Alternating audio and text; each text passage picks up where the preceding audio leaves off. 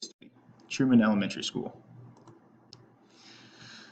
Category 1, problem identification and analysis. What do you know? We know there's a population of 15% free and reduced lunch, as well as a 5% population of English as a second language in our student population. Reading standardized test scores are low and the public is aware.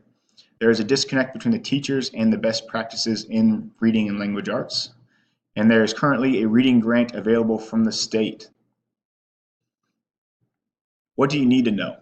We need to know why the teachers are lacking the best practice knowledge.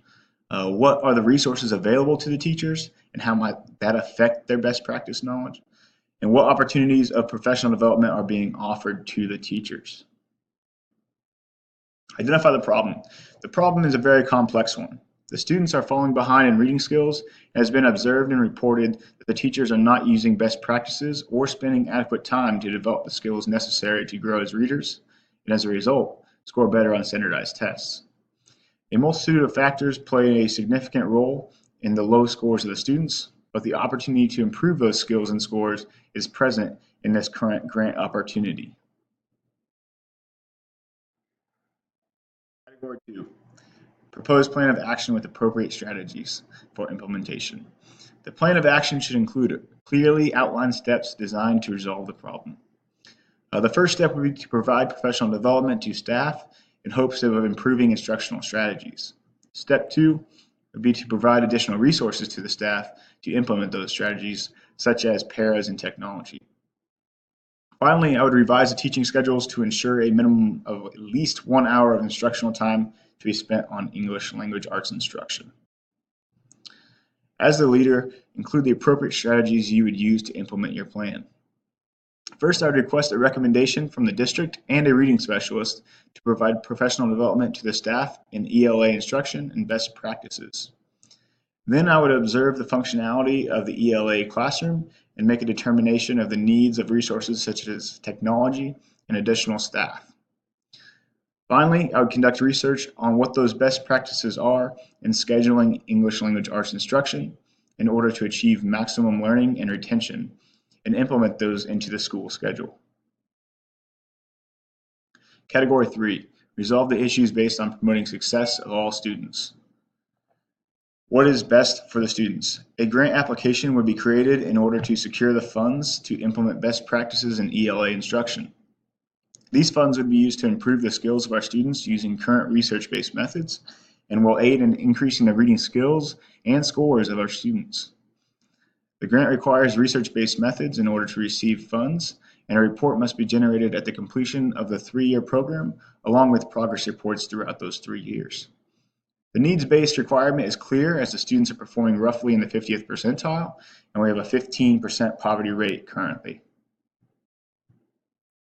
Category 4, debrief the problem by reflecting on what you are thinking, feeling, and valuing, and by identifying issues that are unresolved or open to further investigation. So what I was thinking, feeling, and valuing as I responded to this problem, I was thinking that there has to be other issues present for teachers not to be incorporating best practices and little to no individualized instruction. I was feeling that the students at Truman are being held back in their educational potential as they are not receiving the best instruction that they could be. However, I value that teachers want what is best for students and will work tirelessly to ensure that they are providing the best educational experience possible for their students. What issues are still unresolved or open to further investigation? Issues that are unresolved would be the lack of best practices being instituted.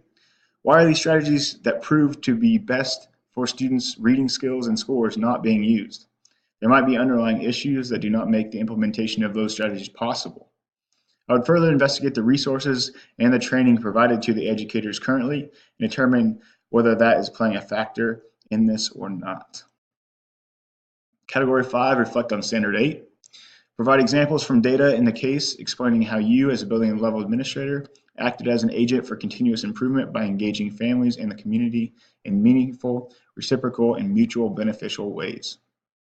The building level administrator brought in an outside expert to observe and report the status of the reading program at the elementary. The administrator also is looking to apply for financial assistance in the form of grant opportunities to improve the reading skills and scores for the students in need. With a 50th percentile rank, the school is in need.